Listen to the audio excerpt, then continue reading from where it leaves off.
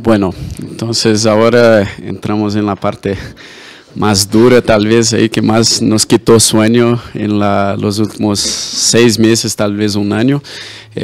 Aprender un poco assim, de los resultados del trabajo de la investigación, que tal vez fuera el eje central de esa primera etapa del programa. Quería, antes de todo, de empezar con las presentaciones de los resultados y de las metodologías, decir un poco de los objetivos esperados de esa sesión y que pudiéramos evitar, tal vez, temas, principalmente, a empezar por ahí, evitar temas que son estrictos a nuestras realidades, limitados a nuestros países, pero sino traer algún conocimiento que puede ser útil a la región o útil a otros contextos, a otras temáticas, ¿no?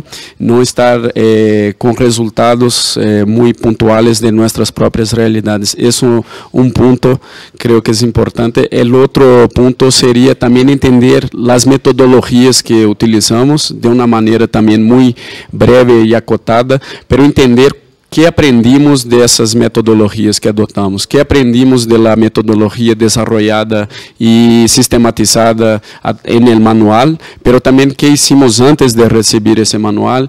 ¿Qué hicimos después? ¿Qué entendimos del trabajo? Los errores y los éxitos de ese trabajo.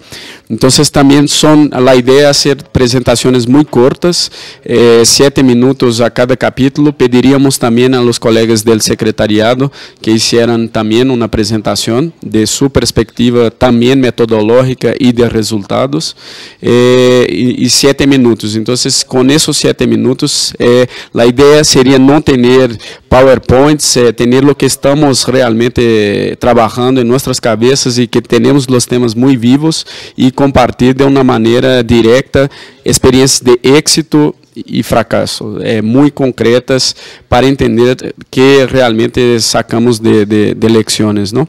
En términos de metodología y en los resultados principales también.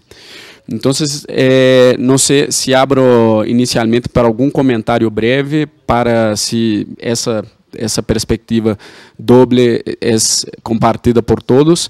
Se não, empezamos talvez já as apresentações de los resultados e de los aspectos metodológicos del trabalho de investigação e evaluação.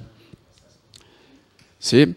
Bueno, se não há comentários para essa dinâmica, podemos começar. Não sei se hacemos por el orden, ¿sí? ¿Les parece?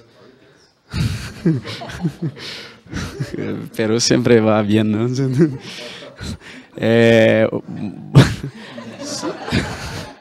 Bueno, yo creo que seguimos ya una dinámica establecida. Gracias, Bruno. Bueno, voy a tratar de ser rápida y concisa. Bueno, nosotros les voy a contar un poco primero lo de la metodología que nosotros utilizamos.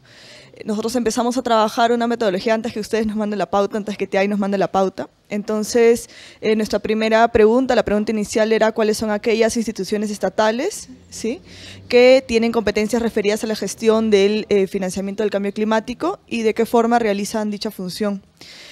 Y a partir de esto, nosotros identificamos como 4 pautas metodológicas que debíamos seguir para poder avanzar con esta investigación. La primera tenía que ver con la identificación de instituciones públicas, en este caso, porque hasta el momento no habíamos cogido otras instituciones porque ese era el primer mandato, ¿no?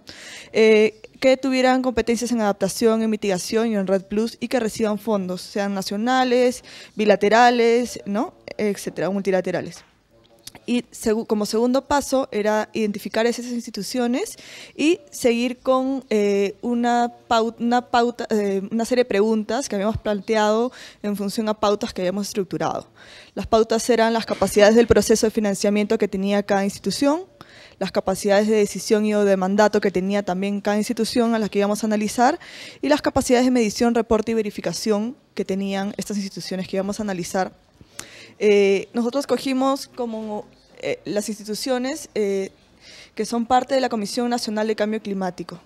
La Comisión Nacional de Cambio Climático es una organización, es un espacio, ¿sí?, que se trabaja dentro del Ministerio del Ambiente y que por mandato legal, normativo, ¿no es cierto?, lo dirige el Ministerio del Ambiente, pero que a su vez coordina intersectorialmente, ¿sí? Y que además coordina no solamente a nivel gubernamental, a nivel del sector público, sino también con instituciones privadas y con sectores de sociedad civil.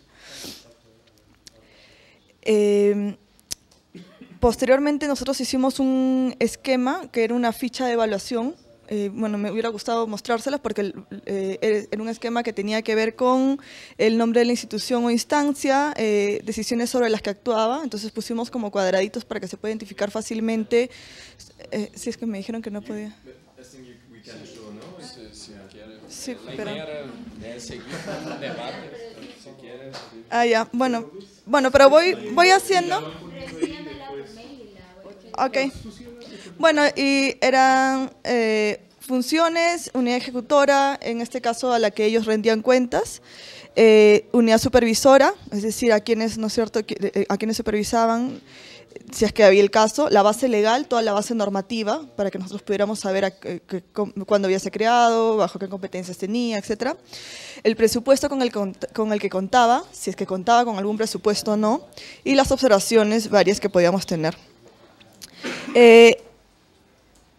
A ver, sí, y después, siguiendo con la pauta, ¿no es cierto?, con estas 4 pautas que yo les mencionaba, les dije 2 antes, y las 2 siguientes era información referencial sobre presupuestos.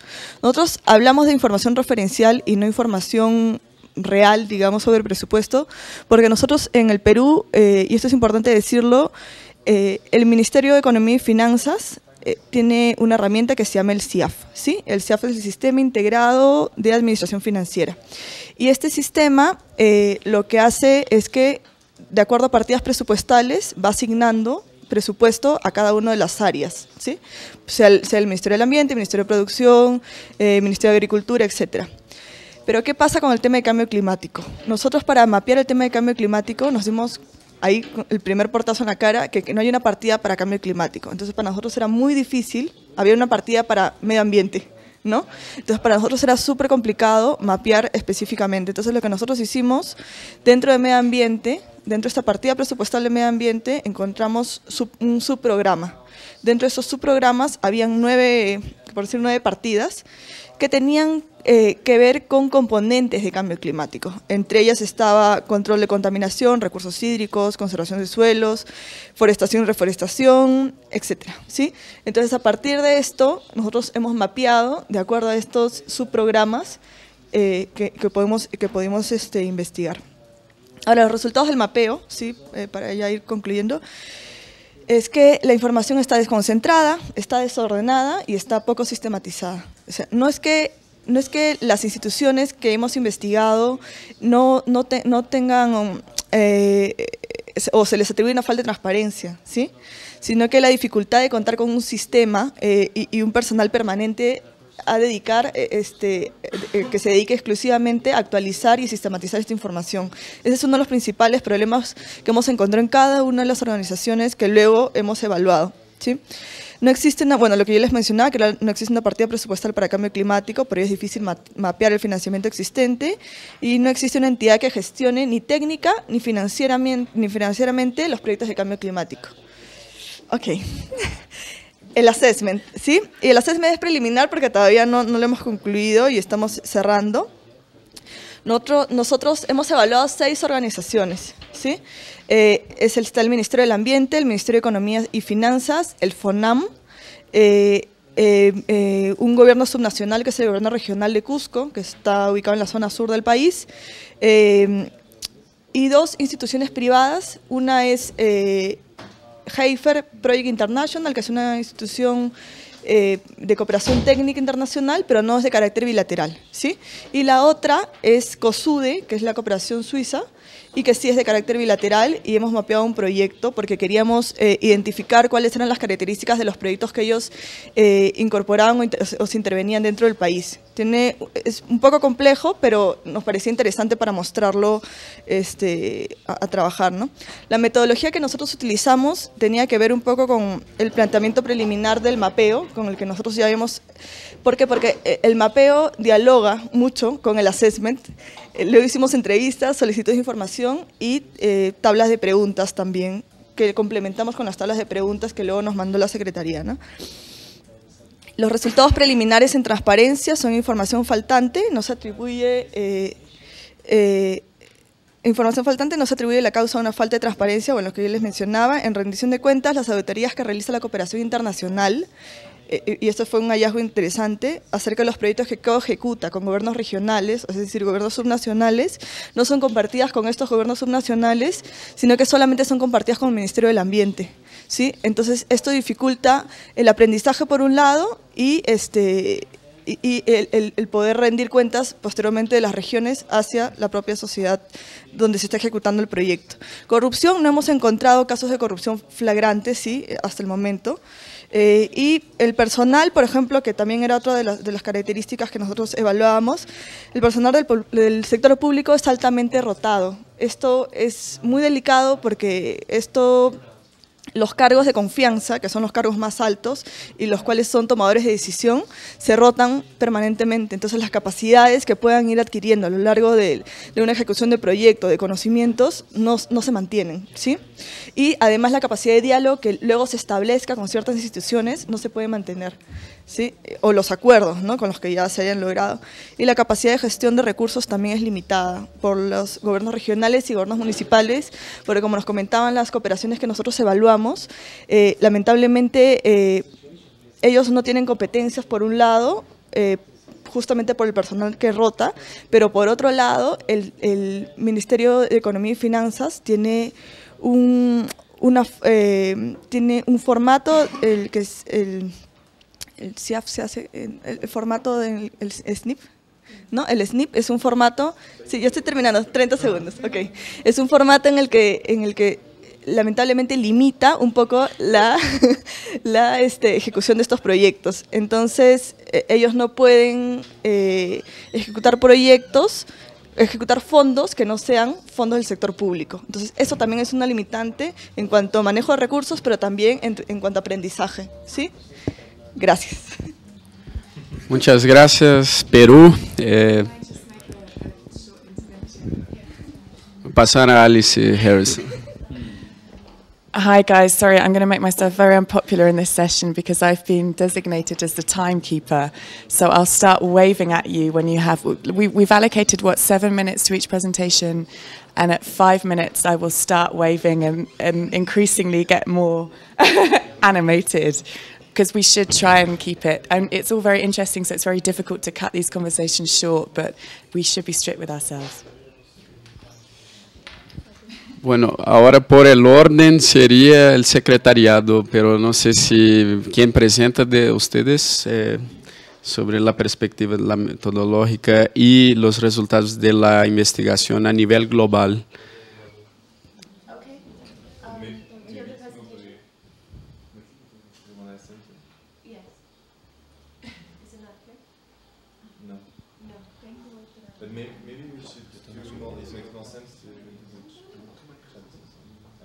Okay. ¿Qué les parece?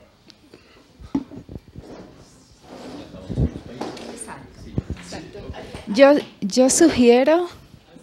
Sí.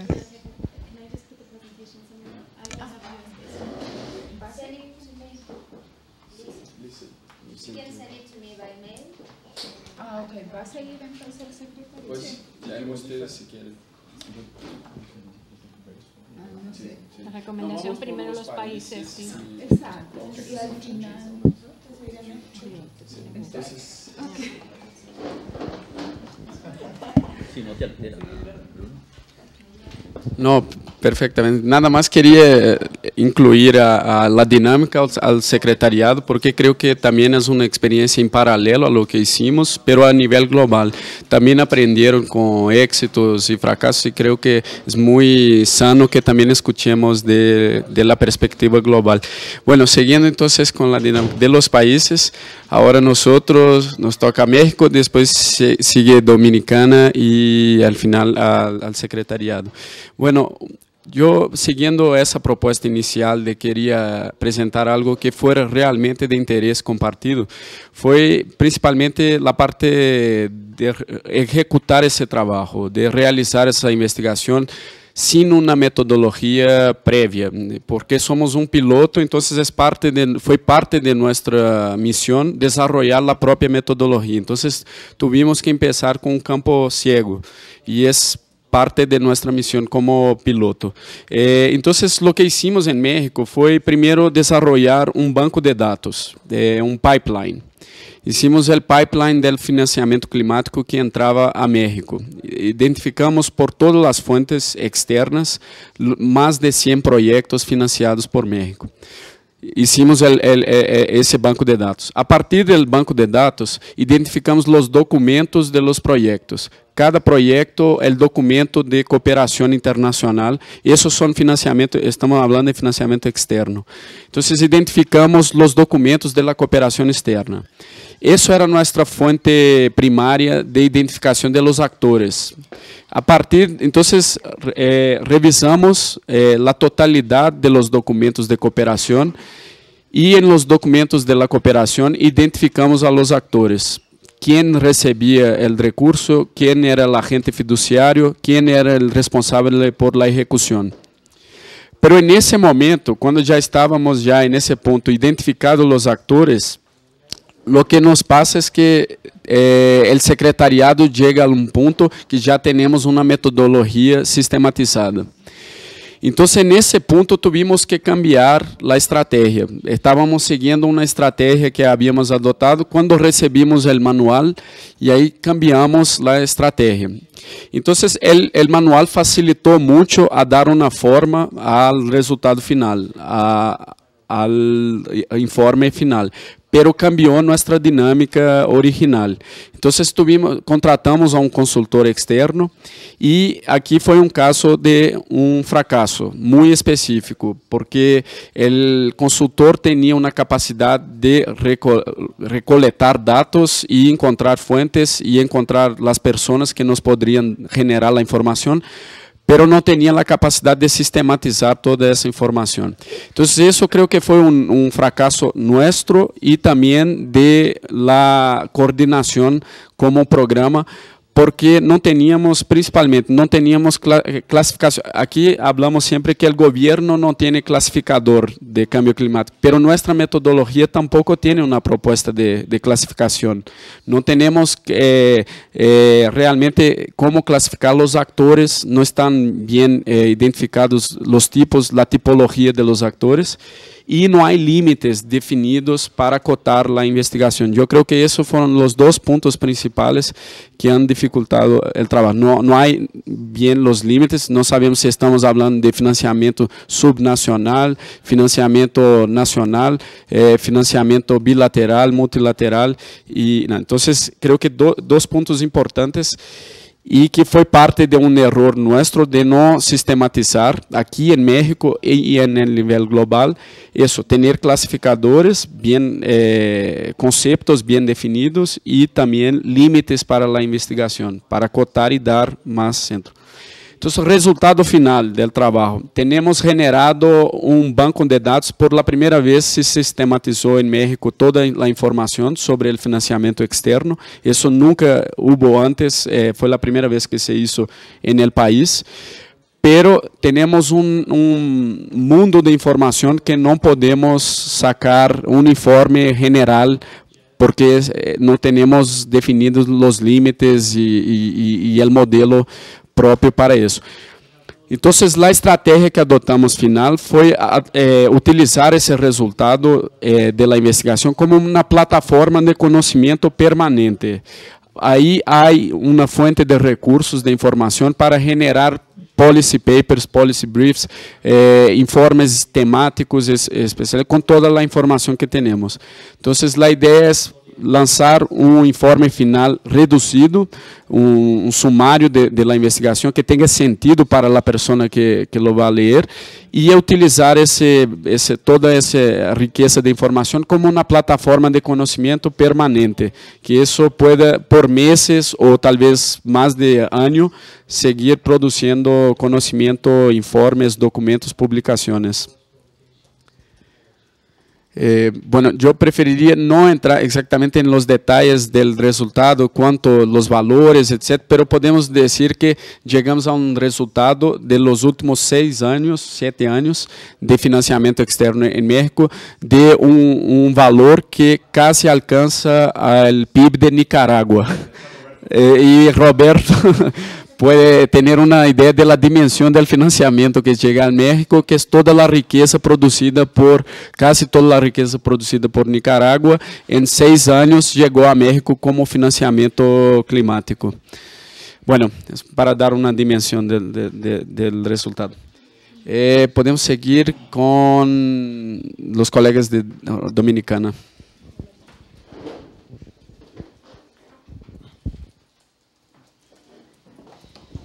Sí, siguiendo con lo que decía nuestro compañero Bruno, pues como no teníamos realmente una metodología bien definida para el mapeo, así como también unas herramientas bien detalladas para la canalización de los datos, pues nosotros simplemente nos dirigimos a buscar, a indagar las instituciones que básicamente llevaban a cabo proyectos de cambio climático. En este sentido, contratamos a un consultor para que hiciera la investigación, el cual al final nos rindió un informe general de todas las instituciones, todos los actores principales que están manejando el tema de cambio climático en la República Dominicana. En esta investigación también se arroja principalmente lo que son los financiamientos multilaterales y bilaterales, dado que actualmente en la República Dominicana aún no tenemos conocimiento o no existe financiamiento nacional para el cambio climático.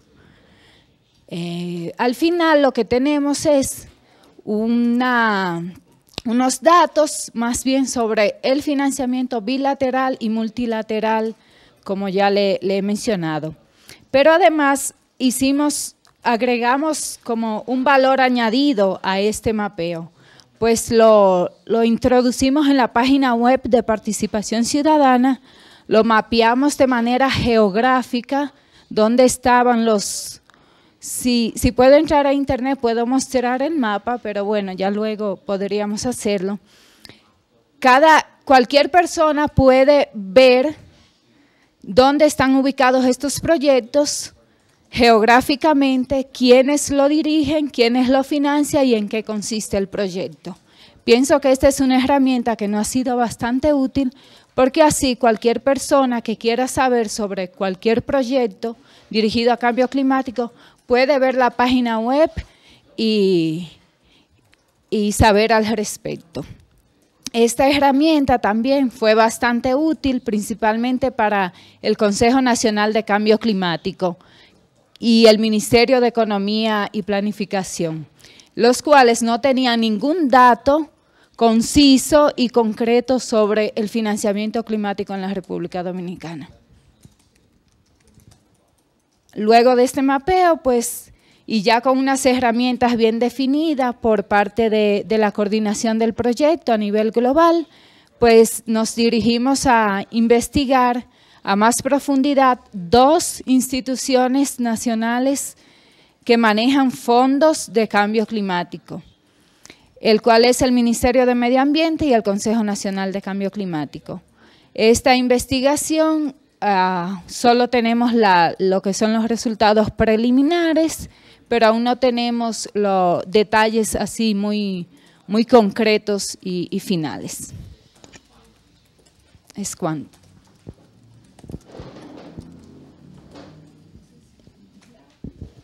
Muchas gracias. Entonces ahora la propuesta es que pasemos a los capítulos invitados externos. Sí, claro.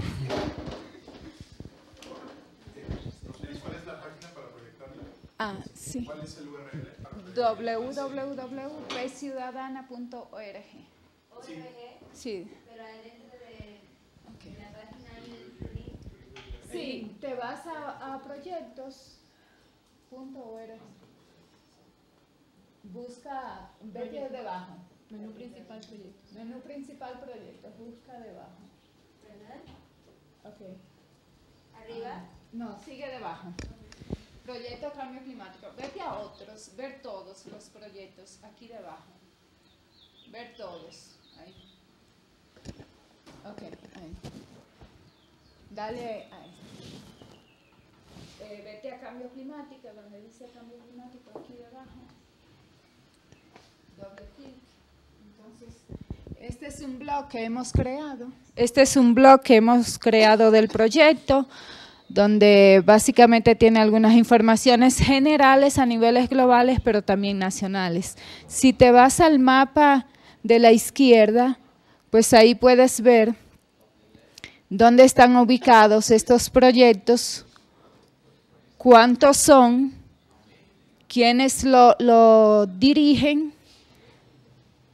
Puedes darle a reportes, vete a reportes, por favor, Vania. Entonces ahí se puede ver quién es el que financia.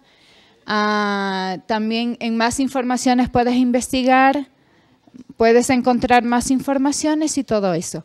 Este también es una plataforma que se le llama open source, o sea, que se puede ir actualizando constantemente según vayan llegando más proyectos a la República Dominicana.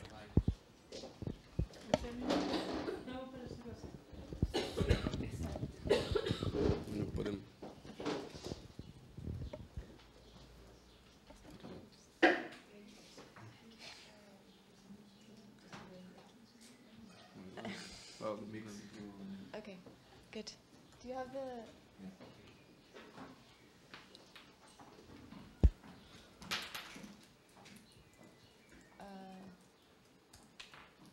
Okay. All right, so this is the overview of the global research. What? Oh, okay, sorry. Okay, so this is the this is the overview from the global research. Yeah. Okay. Okay, so this is trying to highlight where we started, what the key questions we asked, and where we are, and some of the challenges that we had in doing the research itself. So, the next slide. Okay, so just keep clicking. Okay, so this was the sort of the very general environment that we looked at and tried to understand where is the money coming from and how is it being channeled from different sources to different recipients. And there are of course big bilaterals in terms of, as you know, America, Germany, Japan, which can and often do channel money directly to recipient countries, but also Mexico, in a sense, is also becoming a donor country as well. So that needs to be understood in that context.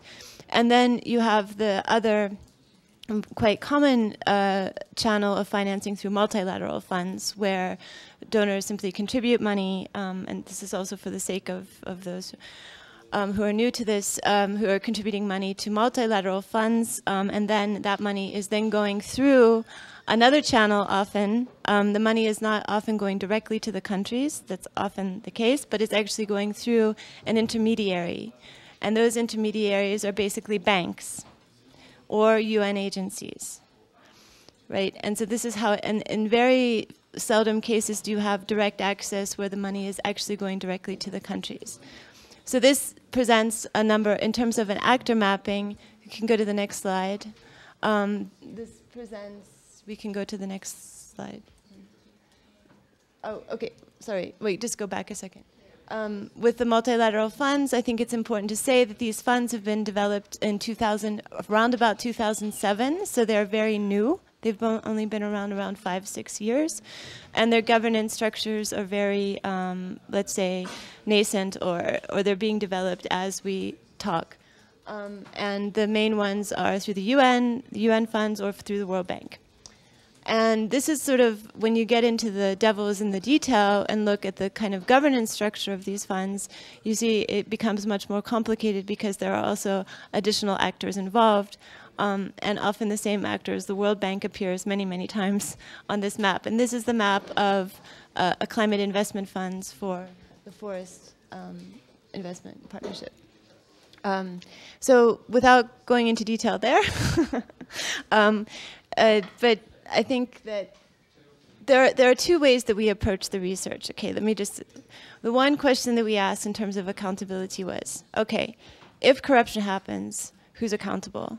Who is accountable to whom? And what are the measures in place to either penalize, take disciplinary action against that act, or, and at the same time, then what are the preventative measures in place to prevent that from happening in the first place?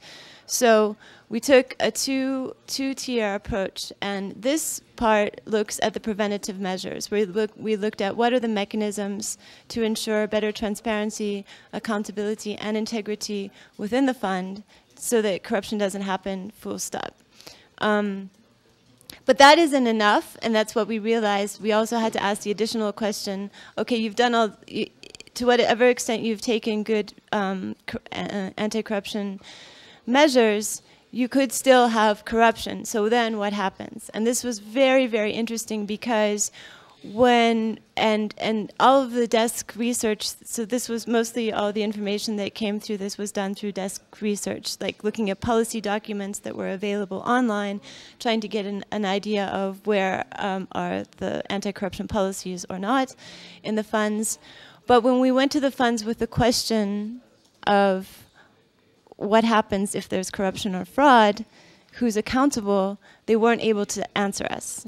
It was almost as if they had to go back to all their committees and in their institution to give an official answer of what happens at the executive level, at the board, in decision-making when there's a conflict of interest, what are the measures in place to hold those people accountable or not, and then what happens as the money and the responsibilities devolve through the fund, and in particular through the intermediaries, which play a big role here as well. The World Bank, the development banks, and the UN agencies, who are often responsible for delivering the money on the ground. And so what we've basically, one of the main conclusions, we can go to the next slide, one of the main conclusions that we've come to in terms of global accountability is that basically there is none. And that, I mean, that's a simple answer, but that's not the full answer. So let's take an example of a decision-making process in a climate investment fund, where 6 countries are sitting on a committee that take a decision on how the money should be spent.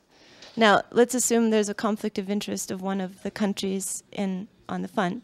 There are no mechanisms to hold any of those countries responsible within the fund itself. The only accountability mechanism that would exist there would be that the country to which that person is a national of would have to individually hold that person accountable under national rules. And this is often the trend that we've seen at the global funds. And this presents another area in terms of assuring accountability, is that when you have, looking at the Green Climate Fund, for example, we have 43 countries having some representation on the board. How do you make sure that each and every country would be able to ensure the accountability of its representatives on the board?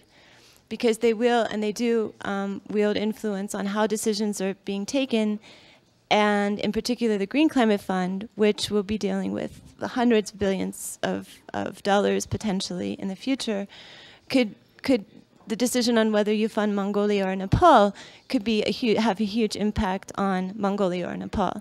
And that those decisions are very political and taken and have different influences on them. So in a sense, in assuring that accountability within, we don't know how the Green Climate Fund will evolve at this point, but the practice so far is that it would be up to the countries.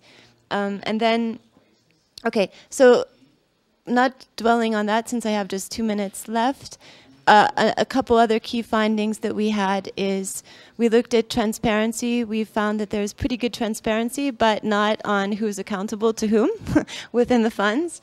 we found in terms of project cycle monitoring, the funds do not require that. They have, all of the funds allow for stakeholder consultation at the appraisal stage of projects, but for Transparency International, that's not good enough. When the money actually starts flowing, i.e. throughout the project cycle, that's where you would probably get the highest corruption risks, and that's not a requirement at the fund level right now to do full project cycle monitoring by any of the actors within the fund or by civil society.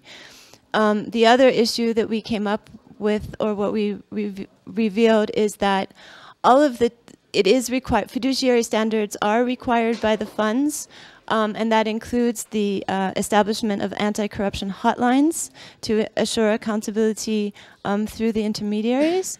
So, for example, all of them, the Adaptation Fund, the World Bank, the MDBs, and so on, do have anti-corruption hotlines. But let's take, for example, the case of Mexico or the Dominican Republic, where you have, let's say, 10 or 11 different multilateral entities operating with their own anti-corruption hotlines. You have national institutions doing that. You have other, and if you wanted to get effective accountability, access becomes a real issue. There's, for somebody who's genuinely witnessing or a victim of corruption in these cases, first of all, they wouldn't even know who to talk to. Where is the money coming from for this project? Who's responsible? Do I go to the World Bank? Do I go to a national institution? All this becomes very confusing, and it makes it inoperative or ineffective. And in fact, they have had very few cases, which they justify as that there's little corruption. But in fact, if people had better access, we would think that there might be more reporting of cases. So those were sort of the three key findings that we've gone through on the research.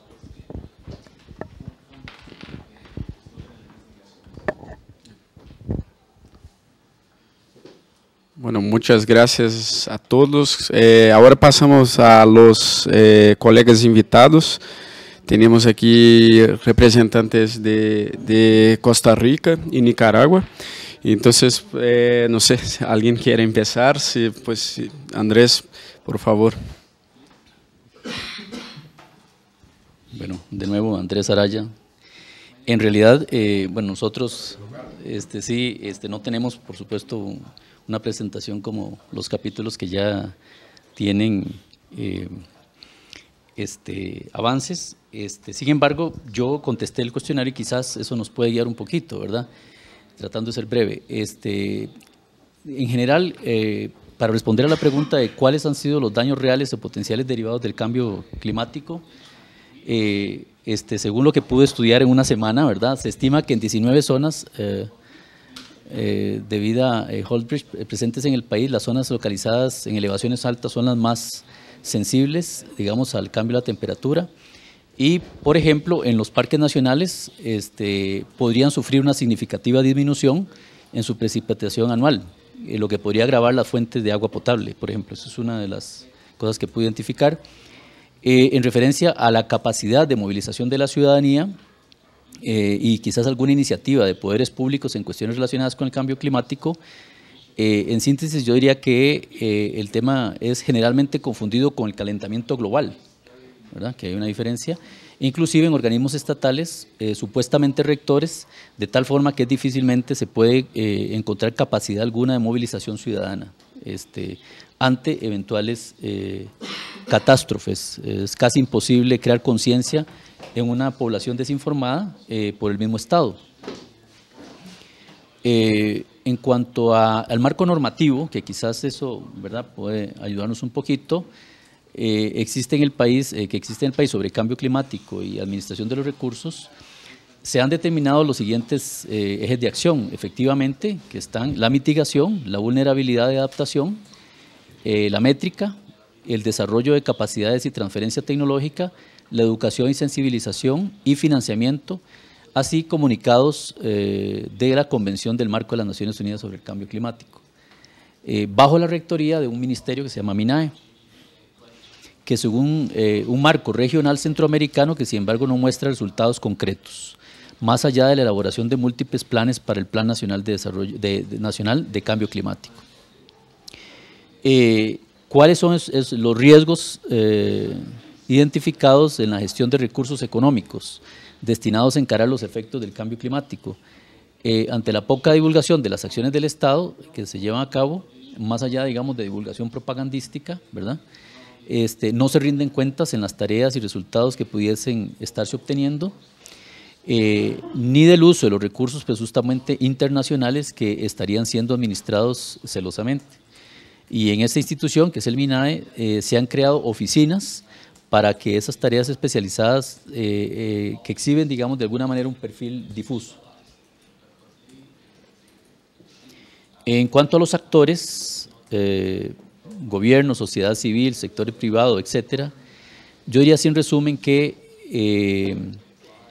al igual que sucede en el ámbito internacional, en Costa Rica se desconocen muchas de las fuentes de financiamiento externo y el manejo de inversiones dirigidas a la atención de cambio climático, y el Ministerio de Ambiente es el ente rector, pero el tema no trasciende suficientemente hacia otras instituciones públicas o privadas que deberían de involucrarse más activamente. Y finalmente, en cuanto a las debilidades y instituciones que afecten directamente la ejecución de programas de mitigación y adaptación al cambio climático, se habla de un eje de mitigación con el objetivo de lograr que el país sea neutro en emisiones de carbono para el año 2021, mediante la reducción de emisiones de gas en efecto invernadero, etcétera. Y sin embargo, la flota vehicular sigue en un momento sin que sea significativa la aplicación de nuevas tecnologías y la generación eléctrica por consumo de combustibles fósiles.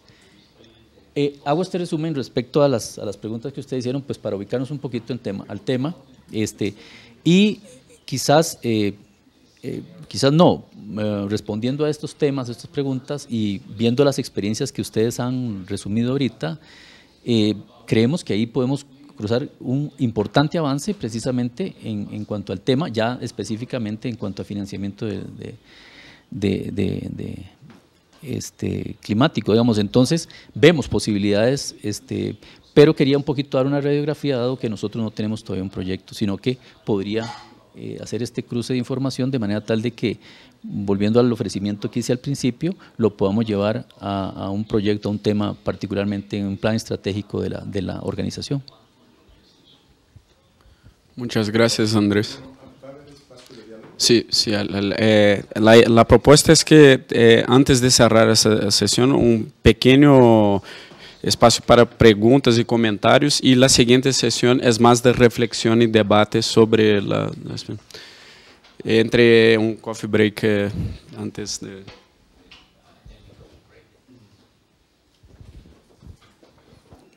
Bueno, Roberto Courtney de Nicaragua. Como corresponde, cuando uno viene a aprender, vamos a ser muy breves en la parte expositiva. Primero, con respecto a vamos a guiarnos igualmente que el colega de Costa Rica por las respuestas que ya dimos al formulario en términos del listado de daños potenciales y reales del cambio climático. La Estrategia Nacional Ambiental y de Cambio Climático 2010-2015 señala 18, si no me equivoco, daños reales o potenciales, y esto va desde la utilización de combustibles fósiles en un 80% de nuestra matriz energética, mal manejo de cuencas hidrográficas, principalmente, lamentablemente las más grandes e importantes, contaminación del suelo por descargas de diferentes industrias, continuo uso de plaguicidas, algunos catalogados como prohibidos en otras partes, mal manejo de los bosques con todo lo que esto significa, deforestación en buenas partes del territorio, afectaciones en los ecosistemas más frágiles como los humedales, mangles y arrecifes coralinos. Hasta este momento pagamos la falta de alternativas energéticas para reducir el uso de leña, dado que el daño individual del campesino nicaragüense viene a ser significativo en el contexto nicaragüense. El cambio climático y sus impactos, tenemos 7 u 8 huracanes muy grandes en los últimos 20 años que son muestra de un incremento en este particular problema. y la variación de temperatura, de manera que en los últimos 30 años en Nicaragua la región del Pacífico ha subido 1 grado de temperatura, viendo sus precipitaciones disminuirse en un 10%. Pérdida de diferentes niveles en diferentes especies y biodiversidad. Y bueno, a esto agregar los cambios sociales y problemas sociales que se derivan de esta condición generalizada, que también tiene una afectación no tanto en la salud humana, sino en la productividad humana y de los suelos en los cuales muchos nicaragüenses sacan su subsistencia. Rápidamente, lo que tenemos ahora muy poco socializado, conocido o debatido es la Estrategia Nacional Ambiental y de Cambio Climático, que lo promueve el gobierno para dotar a la población en teoría de información y herramientas necesarias para tomar medidas de mitigación y adaptación. La estrategia hace énfasis en enfrentar estos problemas ambientales y sobre todo la fuente de estas afectaciones actuales y potenciales, y tratar de convertir todo esto en una estrategia de aplicación inmediata. En tercero, el marco normativo típico de nuestros países, un instituto, en el caso nicaragüense es un ministerio que está a cargo de coordinar y dirigir la política ambiental del Estado, con una ley habilitante, la estrategia a la que ya hice referencia, que está basada en el artículo 60 de la Constitución Política y la Convención Marco de Naciones Unidas ante el Cambio Climático. Por lo tanto tiene un nivel cuasi constitucional, podríamos decir, la estrategia nacional. Y con respecto a los principales riesgos que se identifican en la gestión de recursos económicos, se ven dos. Uno en particular, que es decir, uno primero, que es el desconocimiento generalizado de estos mecanismos de gestión económica, de financiamiento para encarar los efectos de cambio climático, y a partir de ese desconocimiento también la posibilidad de que estos estén siendo subutilizados y aún peor, ¿no? En particular, los principales actores involucrados en el país en este tema del financiamiento climático son los relacionados con el gobierno, como decíamos, en el Ministerio de Recursos Naturales y de Ambiente, el Instituto Nicaragüense de Estudios Territoriales, obviamente la parte productiva por el Ministerio de Agricultura, Ganadería y Forestal, obviamente también el Sistema Nacional de Prevención y Mitigación de Desastres. Por el lado de sociedad civil, el line-up es bastante corto. Identificamos a la Alianza Nicaragüense ante el Cambio Climático, el Centro von Humboldt, la Red Solidaridad y la Mesa Nacional de Gestión de Riesgo. Y con respecto a organismos internacionales trabajando el tema en Nicaragua, identificamos al BID, la FAO y de las instituciones donantes tradicionales del país, muy ligeramente prácticamente los países nórdicos.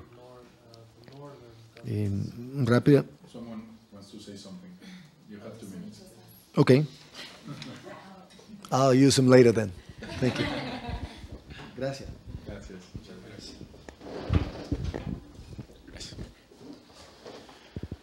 Bueno, la sesión de hecho está en punto. Si la cerramos, estamos perfecto en punto. Tenemos 15 minutos para hacer una pausa y un coffee break. Y seguimos la sesión aún en el tema de la investigación, pero ya algo más de reflexión con dos puntos, dos temas principales, que ha funcionado y que no en el mapeo y evaluación del financiamiento climático. Presentación de casos de éxito y fracaso. Luego, reflexiones sobre la publicación y utilización futura de los resultados y productos. Entonces, tendremos 1h30 para la siguiente sesión, que será más de conversación y reflexión. Bueno, invito a hacer una pausa entonces, las frutas. Gracias. Regresamos ya en 15 minutos, a las 11 en punto regresamos la transmisión. Bueno, vamos aprendiendo con la práctica. Es que no quiere salir de esto. Es la timidez.